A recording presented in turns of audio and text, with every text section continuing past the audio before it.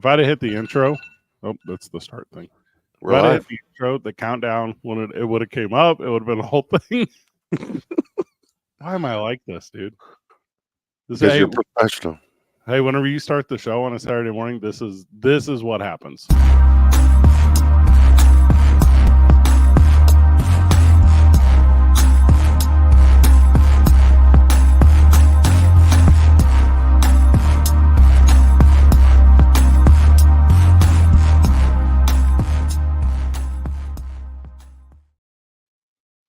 Hi and hello and welcome to Going Over. Time of the recording, it's today, actually. So we're doing this thing as live to possible as humanly possible, and we're excited about that. Thank you for joining us Saturday, April the 27th. I, of course, am Fred Slow alongside me, Saleh Taylor. Saleh, how are you, brother? Good morning. Good grooving. Hello. All is moving. All is grooving. I'm grateful. It's a morning. It's a day, but I am grateful to be here with you today. Early on a Saturday so that we can get the program out terrestrially here in town. And we're excited to recap the events of the week. We normally record midweek, but we were busy midweek this week, weren't we? We had Duke City Championship Wrestling over at the historic El Rey Theater, and that was an absolute banger. It was our 10th show in 11 months at the El Rey Theater, our big one-year anniversary coming up in May the 25th, the birthday bash. You're heading, and that's going to be a lot of fun as we expect to pack that thing out. We expect it to be as good as anything that's ever been done in the world of professional wrestling. 2 professional wrestling shows were in Albuquerque this past week. DCCW was over at the Dirty Bourbon. I was in attendance to that. And then Duke City Championship Wrestling at the historic El Rey Theater. By my count, at or near just over 600 individuals experiencing pro wrestling in the city of Albuquerque this week. It is not just become novel. It has not just become a fun return. It has become a staple of this community. It was quite a cool week at GCW. Game Changer Wrestling making their New Mexico debut. Mm-hmm. I was really excited for that. Pro wrestling in general, I'm excited about that. Yeah. And also, we had Duke City Championship Wrestling on a Wednesday. First time. So a lot of first time professional wrestling happening this week. So how was the GCW show, by the way? I wasn't able to make it. Let's walk through that a little bit, right? So that's what we do here on this program. And the GCW show, the Game Changer Wrestling, as you pointed out, with the Dirty Bourbon, it was on Sunday. We're this guy, so I'll be this guy. It was advertised a little weird. So it had shown the advertisement as doors at 6. So then I, in my million years of pro wrestling experience, I was like, well, that means the first bell 6:30, maybe 7. You know what I mean? So I was like, okay, like doors at 6, let's go. No, doors at 6, first bell at 6. So like they were hitting the ground running, and you know the version of me that is cynical was, oh, they wanted to get started so they could get done. You know, that was where my first head went, and I didn't like that energy from me. I was actually late, and I'm never late to anything. You know me pretty well. So I show up to the GCW show, and they're underway, and I missed apparently some really talented cats to start that thing off, and I was a little disappointed about that because you know, always looking, always trying to build a roster, always, you know, trying to be that guy. So then we're doing the show, and what I think I would have done, Saleh, at the GCW show, because they stream on Triller. I don't know how familiar you are with they, but we had a bunch of conversations with them about Duke City Championship Wrestling whenever we started this thing. They stream on Triller, and you don't have to have like a hard start. You just kind of get like a slot on the website, you know? Oh, okay. So anyway, so they get going, and it's not the way I would have done it, and I'll just be really transparent here. So the show goes from 6 to conclusion, which is whatever it was, 8:30 or whatever. So it goes from 6 to conclusion. But throughout the run of the entire show, there's no intermission. There's no interlude. Yeah. And I thought that was kind of a different one for me because I know the business a little bit. And I think I would have taken the first 2 matches, and I would have, you know, pre-recorded tape. You know, I would have took those matches, recorded to tape, and then started the broadcast at match 3. And then throughout the course of the night, I would have put 1 or 2 of those first matches on the broadcast, but I would have given my in-house an intermission. I would have given them a chance to get up and do what? Go pee, you know, smoke a dart, like Like go buy T-shirts. Spend any amount of time at the bar. The thing I saw at the Dirty Bourbon, which is so anti the way I understand pro wrestling, is there wasn't like a booze sell presence. I think booze is a really good lubricant for fandom. And as these individuals came in, they sat in their seats and they didn't get up. And I thought that was a little different to me, because I want to make sure not just is the pro wrestling really good, but the overall atmosphere and experience is really good. And I think I counted just below 200 people, Saleh, and it was 200 people of the exact same experience, because they didn't really have an opportunity for anything outside of the professional wrestling that was just in front of them. So it's really cool that they came to town. My first time, well, for a long time, seeing friend of the show, friend of DCCW, and also family to me, and you too, man. Jacob Fatu. GCW was doing a show when I was living in LA at the time. They were at the Ukrainian Community Center, and Ooh. it was 3 blocks away from where we lived. Yeah. And I hit him up like, "Hey, are you in town?" He goes, "Are you on this side of the town?" He goes, "Yeah. What's up? What's up?" I'm like, "You're going to be a couple blocks away. I got to go. I got to come see." So Yeah. And it was Jacob and another gentleman by the name of Juicy Fanao, which amazing wrestler, really really dope. But they're going head to head with the Briscoes, and now the way you're describing it, that reminds me, yeah, GCW likes to just give you the show, give it all, and then go. It's time to go home. But it flowed better in that venue because it was bigger, there was more room, and it was packed. Mm-hmm. And they were already doing they had appearances happening before. It was a better flow because people just knew. Over here, they're establishing their how they run things and how they do the show. But I do, and talking about, I do remember. Yeah, we didn't have an intermission, but the show flow just went, and it was like, okay, we're done. Yeah. But being spoiled with DCCW shows, and intermission is crucial, Mm-hmm. actually. And also gives all of your wrestlers a chance to be seen. Gets more merch moved from the table. That actually makes sense, but they have their way of doing things, and they're establishing how they run a show, which is cool. But I was excited that Albuquerque got to experience a GCW show.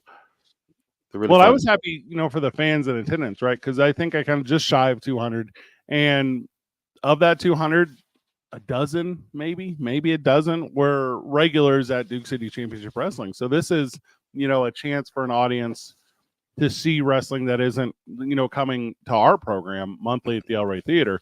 And, when the crowd is a little on the leaner side, the way that was, you get a chance to interact with everyone. And you go through and you say hi, you say hello, and you ask them, what do you enjoy about the sport? Did you know that it is here? Did you know that it is, sports entertainment? Let's be very clear on that.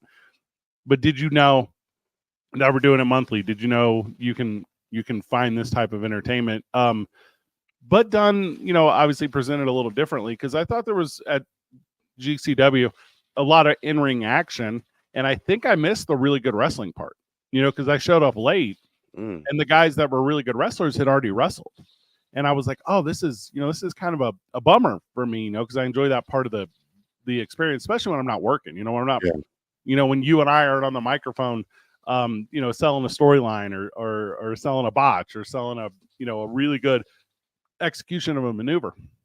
With that said, as I'm going through this event, the later it gets on the night, and there's some characters that I'm not super familiar with. But there's this guy, Nick Gage, and Nick Gage sucks. I don't know how else to say this. He's a felon. He has harmed others by choice. He is known to behave in a way that's not becoming of people that I have in my life, right? So, but he's a really famous wrestler with a cult following, and it's not a gimmick. This is his existence.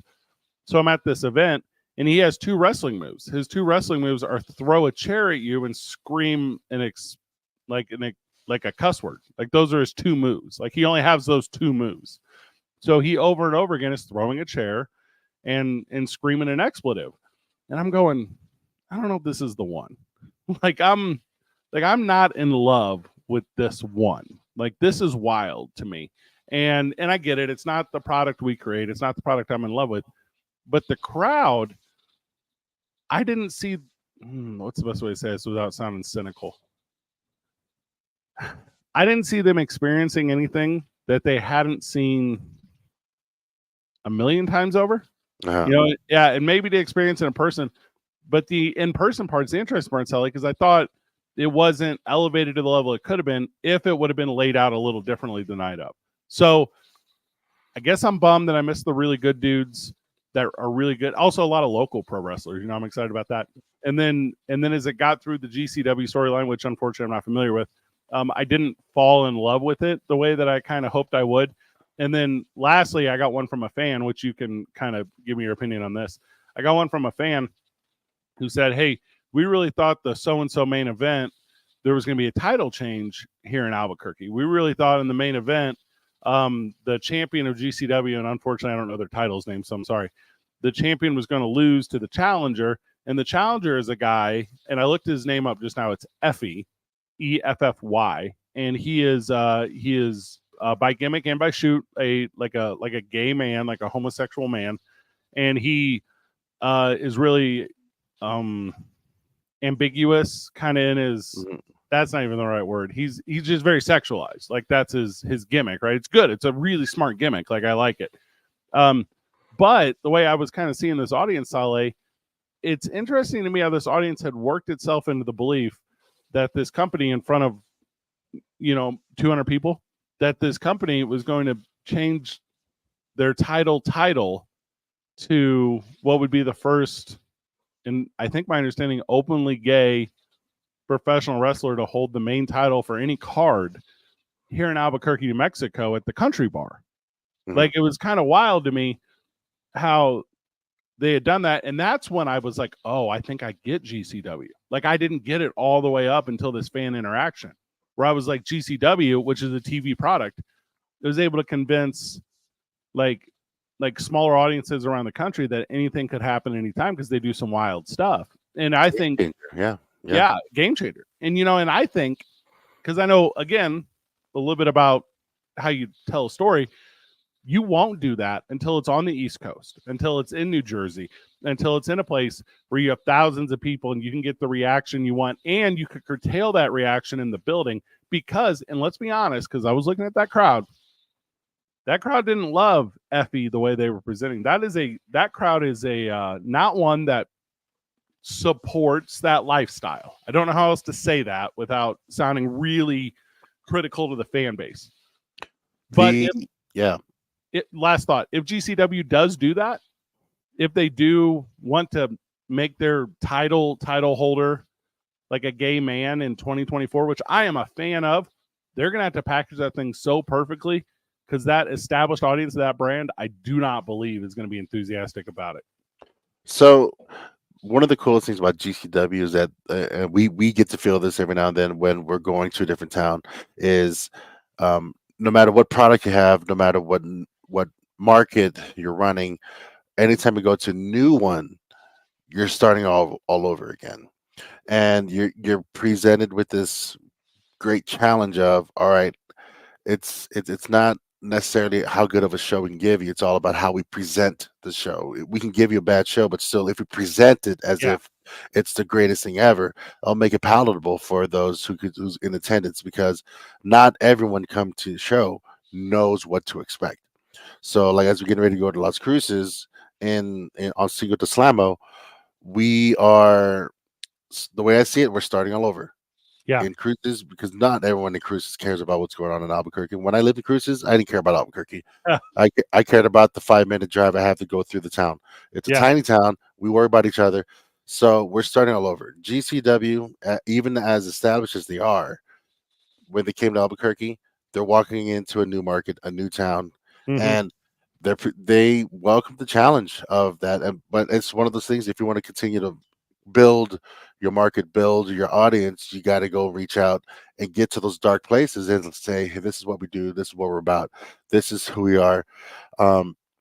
no matter what you're saying. So I love the thing you're talking about because that is such a big challenge for any promotion going to any market, and they're like, hey, this is our champ. You know, whether if you like him or not, he has a story with us. He's been with us for Yeah, years. This is the thing.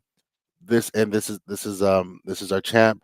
Watch him work, and you know, one of the biggest things that we gauge how well or not well we're doing on the show is how the crowd reacts, right.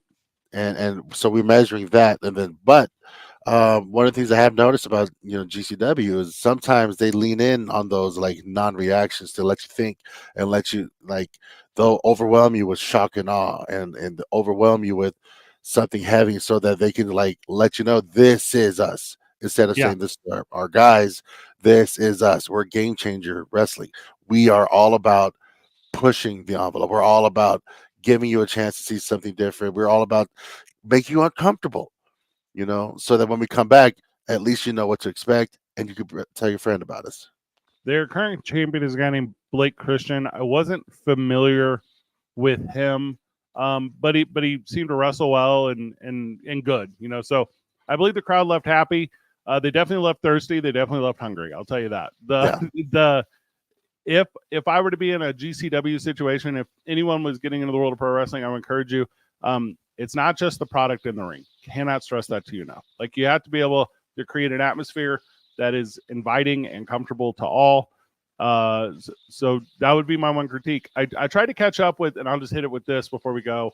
I tried to catch up with the cat who owns it after the event, but he was out the door pretty quick. So it was tough. And it was a little surprising because, kind of at least I have found with AEW and WWE and MLW and some of these other, you and I have been to multiple promotions, like even around the country together. yeah. Usually everyone's pretty open, pretty accessible, and especially when it's industry related.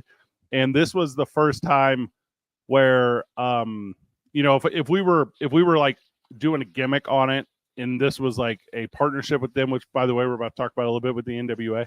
If this was that, I would have been like out the back door like he owes someone money. The brake lights were on in the car that he was jumping into. That kind of thing. Because that's how quick it felt. So anyways, good job by them. I love that 200 person crowd got to super enjoy that because I thought that was good. It felt intimate. I had some individuals sending me some of the Triller stuff. Look good. So they got good production. They got a lot of talent. Oh yeah. And then a showrunner would go a long way for their live events. So they are close. They are doing it, and I'm glad that pro wrestling that they were the opening act for what Wednesday was here in town, which was Duke City Championship Wrestling. We'll talk to you about the Spring Slam whenever we get back from the break. Your Sally Taylor, I'm Fred Slow. We'll be back after this on 95.9 FM and AM 610, the Sports Animal. Welcome back to the program. Welcome back to Going Over. Sally Taylor here. Fred Slow is myself.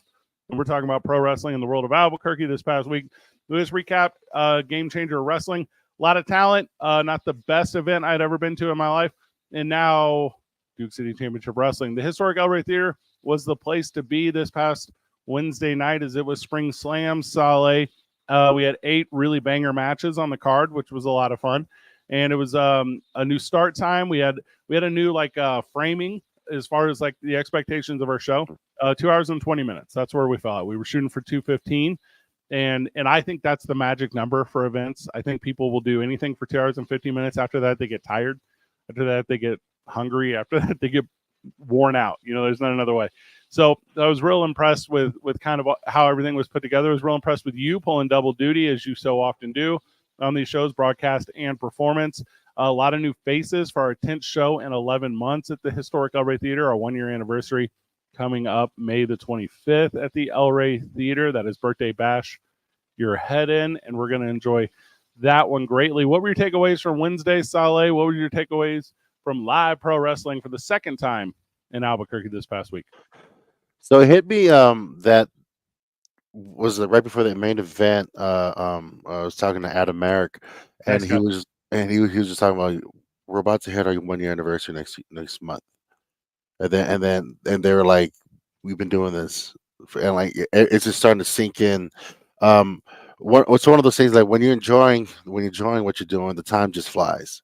Yeah. And now it's becoming a thing where every show's starting to blend, or every show's starting to blur. It's Oh, just like, 100%. Yeah. and so it's very important for us as a when you're working the production, when you're working as a performer, when you're working, and there like when we just take a moment, like what Adam did, or like just take a moment to like be present and just like enjoy it. And the Spring Slam was a fun, amazing show. It got very active for a lot involved, especially me, man. I love Mhm. it. I love every single moment of it. The great, it was a great night, man. There's a few things that could have gone differently, but like, man, we work with some great professionals, and we're getting to that point where, all right, everyone's starting to know each other, and now some are getting annoyed with each other, Mhm. and like, this is a beautiful moment where we can grow together on a personal level and a professional level, and I'm loving where we're at, because some of us, we're at like either make or break for some of the relationships Yeah. that we have here in this Well, yeah, that's an promotion. interesting sentiment, right? Because, and obviously we're going to recap the show, but May the 25th is the 1 year anniversary that you're talking about. And again, Historic El Rey Theater, come out, DCCWtickets.com. There were a lot of individuals adjacent to the industry that had taken the under on 1 year, which was kind of interesting to me because the fan base had not. The fan base of professional wrestling here in town was not just excited for any product, they were excited for our new product that we were putting a fair amount of effort into. And then on top of that, they were very excited for it to be around for a long time. I've talked to you about this at length, but where I grew up in St. Louis, Missouri, we had long running pro wrestling my entire childhood. Yeah, And that was a big part of my fandom. Where you grew up, Seattle and then Southern California, exact same thing. And here in Albuquerque, we haven't had that regularly. And I'm talking the monthly. I'm not talking the quarterlies. I'm not talking the biannuals. I'm talking the monthly. If you want to be like, what's the best reoccurring event in Albuquerque, New Mexico? You could start to put Duke City Championship Wrestling in the mixer. We were nominated for a bunch of like local awards recently for entertainment and stuff by New Mexico Entertainment Magazine. To me, congratulations. yeah, thank you. Right. Well, and I tell you what, congratulations to you. Congratulations to Gabe Gambino. Congratulations to Hobo Hank. Congratulations to Thunder and Mosh Pit Mike and Mr. Happy and Enrique Delgado and Valak Vile and Jerry Vendetta. And we can run an entire list. And Christina, who runs the merchandise booth, and Slice of Heaven Pizza, who feeds everyone, and Howdy Cakes, who gives you delicious snacks after you get fed, and Aaron Burnett, who gets your tickets at the door, and Bella Kubiak, who just joined us as an announcer, and Fernando Gonzalez, who refuses to be introduced as an owner to the audience because he wants to keep kayfabe. And, there's a million guys out here that can be congratulated for this thing. And as we move forward with the product, the 1 year mark is like a really special mark. And it's a little bit like a mark of, number one, success, but number two, arrogance, right? Because there were a bunch of people adjacent to the industry that, for whatever reason, weren't cheering for advancement. And they weren't cheering for positivity, and they weren't cheering for fellowship, and they didn't believe that a rising tide. And that's wild to me in this industry. And at the time of this recording, we're slated to do a really good showcase with Prime Wrestling. So Prime Wrestling is going to come in at our next show, and they're going to get a fun hour before the show even starts, Saleh. And they're going to put some of their trainees on display, and hopefully they become really good pro wrestlers one day. And if they get the chance to say, where we got started? Duke City Championship Wrestling, which had Jacob Fatu, who signed with the WWE, which had Natalia Markova, who just signed with AEW, who has Lilith Grimm, who wrestles with AEW, who has Brian Idol, who goes all over the world and wins championships in multiple countries, who has future New Mexico Sports Hall of Famer Hobo Hank. It's a brand that's doing a lot. And I know I'm kind of railroading you here, but it's okay. It's early. Keep it going, baby. Keep it going. But I'm on island time anyways, man. As we were starting off this thing and talking about these trainees, the very first product the very first protege of Duke City Championship Wrestling's existence is my very good friend. I don't know what name he wants me to use, but my very good friend Marlon. So Marlon B, we're just gonna say Marlon B. So he wrestles. He played rugby for a long time for the Aardvarks, which is like the professional rugby team here in town. And he came with us as friends of the show for 2 Men On, the show I host throughout the week here. He came with us to WWE, and we were starting this Duke City Championship Wrestling. He's like, Fred, like, I'm trying to become a pro wrestler. And you wrestle with these guys too, so this is going to make sense. So Marlon went and worked with Mosh Pit Mike, and went and worked with Thunder, and worked with yourself, and worked with some other trainees. And we debuted this past Wednesday an individual under the name Johnny Manga. We debuted a guy who was not going to be a pro wrestler until he fell in love with it through Duke City Championship Wrestling. And that is, to me, I feel like I have a son. You know what I mean? I feel like we as an organization, Saleh, gave birth to a 6'5", 265-pound, strong as an ox, good looking, like good person. Cannot stress this to you. Professional wrestler. And we whooped his ass to start the show on Wednesday. It could not have been better. It was the highlight of me. The highlight of this was the first 2 minutes of Duke City Championship Wrestling this past week when Johnny Manga said the wrong thing in front of the audience, and Thunder came out and beat him up. Like old school mentality. Welcome to the game. Saleh, you've rolled around. You've seen it. You know what it's like. Talk about that debut for Johnny, and he's going to be on the Real Show at the time his episode starts, so we'll go over that too. But talk about that experience, my friend. So I'm so proud of him, man. He's coming up, and he's going to keep going up. He did really well, man. How did he look from the booth? How did that look? Handsome, strong. You know, it's kind of because you came out with Thunder. You know, the episode will come out if you didn't see it in person. So it's me in the broadcast booth with Gabe Gambino, and it's good. You know, we're putting it over. I'm like, who is Johnny Manga? Like, what is this thing? You know, like, are you talking about the best rugby player in town, the rugby wrestler, Johnny Manga? You know, it's the whole thing. And he comes out and he's so he's my size but fit. You know what I mean? Like he's a great size, man. Oh my! Yeah. If you're a child, if you hand a child Crayolas and you say, "Child, draw a professional wrestler," you're gonna draw him. Yeah. The making this great debut. So Fernando coming out just talking about, hey man, I recognize you. He has been to every show. Yeah. He and when you see him, you know, oh yes, I've seen him in Mr. Happy Face Paint.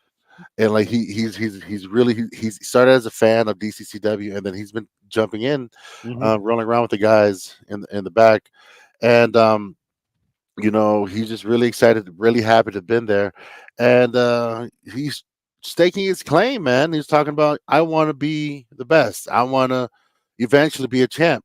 That didn't go over well. No. When Champ's in the back, he's hovering around.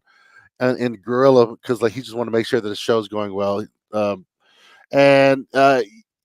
Champ didn't like that. He came out, Thunder, coming out talking about, you're a fan, yeah, cool. You want to be a champ? No, that's not cool.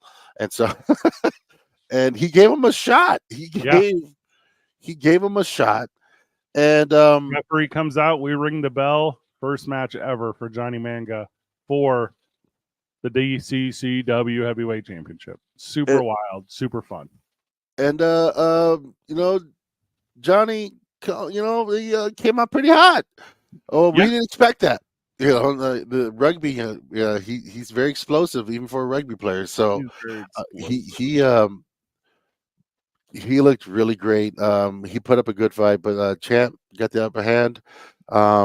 You know, the Champ just knows how to win, how to take advantage, man. I'm telling you, man, there's a reason why he's a champ, baby. I see where you're tiptoeing around, but you know, not the fairest fight in the history of fights. One could say that. But when the time comes that they do again down the road, have to face off, you know, that'll be a fun bookend at that point in Johnny Manga's career. The night rolled on, and it rolled on very well. continuations of storylines. I think I've talked about this on the program. We're the way we're laid out in DC Championship Wrestling ownership is I don't write stories. I'm not the angles in the ring are not Fred Slow products, right? And that's like hard for your boy because I have such a creative mind. But there's one little caveat. Tyler Copeland, my very good friend Tyler Copeland that I grew up with, who I hate professionally but love personally. I was like, if we're going to do stuff, we're going to do it with my friend Tyler Copeland because he helped me in professional wrestling all those years ago. And then secondly, I've been so fortunate to be a part of the Homie storyline. So the idea around this is we have this fan group that brings a plastic skeleton to every show and they dress him up. And it's so funny and it's so entertaining. And they tailgate beforehand and we go out there and mix it up with them. And it's just a ton of laughs. Well, anyways, Jerry Vendetta beats up this skeleton some 6 months ago. Like he wrestles it, he suplexes it, he power bombs it, he does all these things to it, and then this has become a storyline where like we're buying like the skeleton outfit from Karate Kid. You know what I mean? That like the bad kids are wearing with like whatever. So we've been moving this thing forward, and Homie, the skeleton, is going to interfere again in a Jerry Vendetta match, and it's leading to what, Saleh? A face-off between Homie and Jerry Vendetta at the birthday bash, May the 25th, and it's like again, Johnny Mann got very excited about it. I feel like I helped write like the main event for our version of WrestleMania, like because Homie's gonna fight Jerry Vendetta, and I'm just nom nom nom. And after the match or after his regular interferences, I'm like looking to the crowd. I'm like, do people love this? Like, I need to know if they love it like I do, because I have no idea from the broadcast booth. But I'm like a giddy child. I feel like my toys have come to life. So there lies a beautiful example on like what it feels like to book, because you don't know how people are going to react. You don't know how they're going, but you're like, this is something I wouldn't mind seeing, and like hopefully people will enjoy it the way I'm enjoying it. Mm-hmm. And sometimes it connects, sometimes it doesn't. Like a lot of examples have been like with WWE in the last several years, where just some moments where you could tell was scripted for the audience of one. Yeah. And there was like, you look at those, but this one is just one of those, like, there's that part of professional wrestling where it's straight up entertaining and it's straight up absurd and it's just straight up hilarious. But like, we give you a little bit of everything in every show. And the Homie storyline, honestly, is also one of my favorites because it's just fun and it's just hilarious. And you sit back and you're like, what the hell is going on? Mm-hmm. And if you're not asking yourself that at least twice in a professional wrestling show, I don't think that show's doing its job. I agree completely. And as we record this thing, we have a live chat, right? So in the live chat is Jay Sizzle. Jay Sizzle is the manager for the Livest Mexplex, and he's having conversations about the Livest Mexplex and Tommy Two Scoops. We're in a three-way with Chris Watson this past week, and we'll talk about that. But Jay Sizzle is a good example. He's a real good manager. He's a mouthpiece from Colorado. I don't think he's athletic. I don't believe he's ever wrestled. He doesn't have talent that way, but he recognizes talent. So they're doing spots with that same group to like drench him in beer ringside because they're trying to get the rub, right? Like this storyline is going so very well that like instead of the Livest Mexplex and Sizzle trying to come down and like create their own stories, they're going to try to steal the one that I have been a part of helping, create. And I get it. That's when I knew this thing was working. Whenever I saw other people to be like, well, we need to utilize them. We need to do that thing that's already being done really, really well. And that's whenever I personally hit like an excitement level because of that, and it wasn't up until that where I was like, oh, it's not just me, the audience of one. It's not just the handful of kids in the audience. The guys in the back see how well it's going. And that was like a cool thing for me professionally, which is, I don't know, maybe not the best radio of all time, but a fun conversation about the industry. Well, for those who doesn't know, who hasn't been watching, I highly encourage you to go to our YouTube channel, our Duke City Championship Wrestling, and subscribe. Our episodes. The quick link, Saleh, is watch DCCW.com. Well said. Well done. Very good. Yeah. The our fan base is well connected for those who's watching, especially when we go live. But homies basically got involved with a little war Hmm. of words with Jay Sizzle, and off off show they had a bet. If you watch, it was 2 episodes ago when after UNM's men's college basketball team lost In the tournament, yep. out of the tournament. Um, some things had to be rectified, and one of our fans got on screen, and we got to see a moment where something that happened off screen, off show, paid off on the show, and then Yeah, more importantly, super smart. Sizzle got something. Got a little to come up with homies too. It's a beautiful thing where it's organic, and we encourage all of our guys to interact with each other because you don't know when or where, or even if you end up on Or, TV.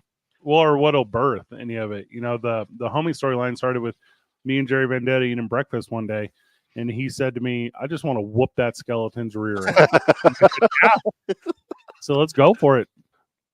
I went to Amazon, bought a replacement. I was like, "Yeah, okay, this is a good idea." We'll get back from the break. We'll finish recapping this past Wednesday, and we'll preview. We're not going to talk the WWE draft at the time of this recording. It's just SmackDown's been done. There's no point yet. But we're gonna keep talking pro wrestling. You're listening to Going Over on 95.9 FM and AM 610, the Sports Animal. Welcome back to the program. Welcome back to Going Over. I, of course, am Fred Slow. I've brought with me my colleague, sidekick, and my broadcast partner, Solly Taylor. Solly, welcome back, brother. What's happening? What's good? What's good? We are finally awake.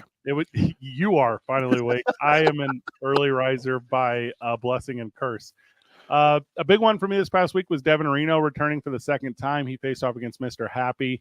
Again, we're here with this style of program for a reason. Devin Reno is like a surgery tech guy. You know what I mean? Devin Reno was like, "Yeah, we'll come wrestle for you on Wednesday."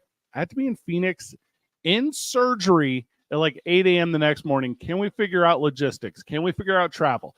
Can we figure out an airplane? Can we figure out a hotel? Can we?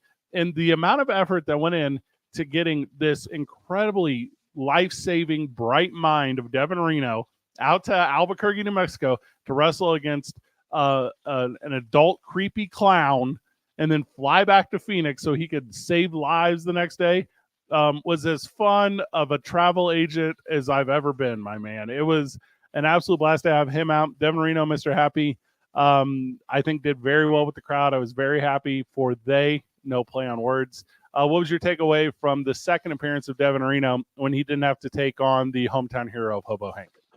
The Devin Reno is so good. Yeah, very. He's just so good. Looks the part. He's TV ready, man. Yeah.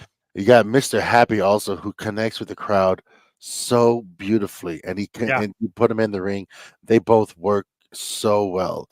I was really excited to see that because they're just so good. They put on a great match. Those two, I just can't wait to see what more they can offer. What more they'll do with not just with. And I don't necessarily know if it's them two moving forward. I think the pretty obvious pairing is like a Tommy Two Scoops and Devin Reno. Yeah. Because these two guys historically have known each other for some time, and they're both very similar in the world of very good pro wrestlers. I think as strong as Devin Reno is, not to use any industry terms, but athletically, that's how strong I think Mr. Happy is character-wise. Yes. And and to get a couple guys in the ring where we can go, hey, and I'll just use like the anniversary show as an example. If they were to go in May, which I don't know if that's the plan, you will leave the anniversary show in May, the birthday bash you're heading, if you watch like a Tommy Two Scoops and Devin Reno, and you'll say, well, that's one of the best damn wrestling matches I've ever seen. That is the thing that will happen. Because we just had the hair versus career match, right? Chewy Martinez and Turbo Tony. That stuff's a lot of fun. That stuff is hilarious. And at the end, Chewy Martinez is getting his head buzzed and the crowd's, oohing and ahhing, and it's a lot of fun. It's not traditional wrestling. They were using cookie sheets for some reason. I don't know how cookie sheets relate to head shaving, but sure, they make a lot of noise. So that stuff's entertaining. It's not the psychology I'm familiar with, but if you can get some guys who can really wrestle, they really wrestle. And that could be an opportunity for Devin Reno. Brian Idol returned last week. Sully, you were excited about that. You worked with some really talented dudes. I'm grateful that one um Duke City Championship Wrestling, and by the way, we're coming up on our year anniversary of meeting each other. That is correct. And you've turned my life for the better. I cannot thank you enough for you. And you've introduced me and you got me exposed to so many great people that I'm We're having a lot of fun. We're having fun, man. I consider Yeah. them great friends, and I'm honored to share time with them. And then one of the coolest things that, like, this is me on the level. Matthew Robles, professional. He does what needs to be done. He looks out for the business, and he protects his character really well. But he's connected also with some other great guys that are just professionals. That's just really, really good. Brian Idol, another consummate professional. This man is literally, I don't think he has a house. His house is whatever hotel he's staying in for the next show, because that man is forever on the road. He's forever getting mileage under his belt, and like that man is just like, I'm here, and then I'm going back to Puerto Rico, and then going back to DC, and then Atlanta, and then I was like, his address is, it's any airport Marriott. That's where him. He's part of the NWA, and he handles like all the territory booking for NWA. So NWA has some sister associations. OVW is a really good example of them. That's the one that Netflix ran their special on. So before the show on Wednesday, and I this is not off the record, but I'm not going to give you every detail, but I'm just going to pan it out. So we have like, I don't know, like a 10-minute, maybe 15-minute like FaceTime with Billy Corgan. Billy Corgan, famed for the Smashing Pumpkins, but he's also the owner of NWA, right? So the conversation is, what can we do as Duke City Championship Wrestling in conjunction with the NWA? And we come to terms on an idea, so we're there verbally. The idea is like, how do we work out all the details? How do we make this thing legal, number one? But then number two, how do we make it work for the audience and work for the performers? So get ready for hopefully a big announcement between our two organizations. And by the way, if there's not a big announcement, if it doesn't end up being the perfect fit for both of us, I tell you what, we'll still all be connected professionally. You know what I mean? Because the NWA is a really good national brand. I would tell you it's the third best brand. And that is, if you're in the top three of anything, you're doing really, really well. And how fortunate we are to be considered a partnership for they. So Brian came out to help broker that deal, but also to get a little bit of a revenge on Hobo Hank, So he comes out to fight Hobo Hank, and I don't know, best spot of the year maybe I thought was this banana peel bit. So we're in production, and we're going over, we're figuring out how this thing's gonna go. And it was almost flippant. But Brian Idol is like, well, I don't know, man, just throw down a banana peel. Shenanigans will happen, because he's been in the industry for so long. So I text my lady, and I'm like, can you bring a banana? Like, we didn't have a banana. So she stops, grabs a banana, shows up to the show. I'm on broadcast. She hands me the banana. We take it to the back, and before you know it, middle of the ring, Hobo Hank's eating a banana. The peel goes down. Brian Idol takes a bump off a peel. It's a 100 out of 10 spot. It's hilarious. Cannot say. And the banana peel was down, and he was going to do a moonsault, which he probably would have missed. So he goes to do this moonsault off the rope, and his foot had touched like banana peel, and it slides off the rope. So he takes like a little bit of a bump. And you're like, oh, yes, because you can feel like the turnaround coming anyways. You know what I mean? Like, Hobo Hank's on the comeback here. So Hobo Hank goes Irish whip him just flat on his back on a banana peel. It was Looney Tunes stuff. It was so funny.